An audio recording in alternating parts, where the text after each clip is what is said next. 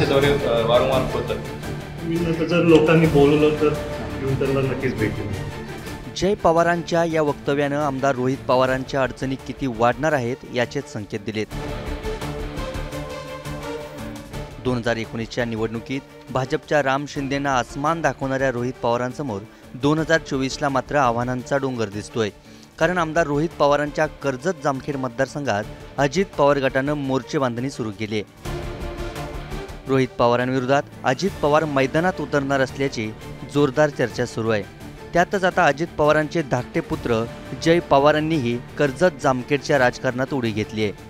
कार्यकर्त्यांच्या भेटीगाठी घेत आतापासूनच जय पवारांनी प्रचाराचा धडा घालवला आहे। सगळ्याच मित्र पदाधिकारी सहकारी येतात आणि मी सहज भेट देत आलो सगळ्यांना भेटायला आणि दर्शन घेतलं। राजकीय काही नाही साहेब? नाही राजकीय काही नाही, सहज सगळ्यांना भेटायचं। परत असे दौरे वारंवार होतात। मी नंतर जर लोकांनी बोलवलं तर येऊन त्यांना नक्कीच भेटेन। जय पवार स्वतंत्र विचारांचा आहे। त्यांनी बैठका सुरू केल्या तर मी विरोध करण्याचं कारण काय असा सवाल अजित पवारांनी केलाय।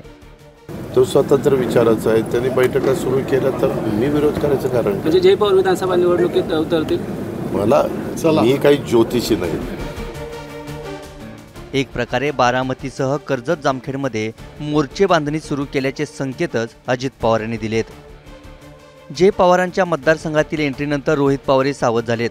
रोहित पवारांनीही दंड थोपटलेत। मी जे काही महायुतीच्या नेत्यांवर बोललो ते बऱ्याच लोकांच्या पोटात दुखलेलं दिसतंय। सगळ्यांनी आता ठरवलेलं दिसतंय मला अडचणीत आणायचं, म्हणून भाजपचे नेते सुद्धा आजच कर्जतमध्ये आहेत आणि अजितदादांचे जे नवीन चिरंजीव आहेत, युवा नेते आहेत जय, ते सुद्धा इथं आता प्रचाराला आलेले आहेत। त्यामुळे मोठी ताकद महाविरोधात लावली जाईल। पण शेवटी स्वाभिमानी जनता, कार्यकर्ते आणि निष्ठावंत पदाधिकारी हेच खरी माझी ताकद आहे। किती त्यांनी प्रयत्न केला तर इथून मला कुणीही हरू शकत नाही, कारण या जनतेने, कर्जत जामखेड जनतेने मला लढायला शिकवलं। अजित पवारांनी रोहित पवारांसाठी 2019च्या विधानसभा निवडणुकीत कर्जत जामखेडमध्ये मोठी ताकद लावली होती। आता मात्र पक्षफुटीमुळे यंदा बारामतीप्रमाणे कर्जत जामखेडमध्येही पवार विरुद्ध पवार असा सामना रंगण्याची शक्यता आहे। त्यामुळे उत्सुकता आहे ती पवार बंधू आमने सामने येणार की काका पुतण्यात सामना होणार। ब्युरो रिपोर्ट, मुंबई तक।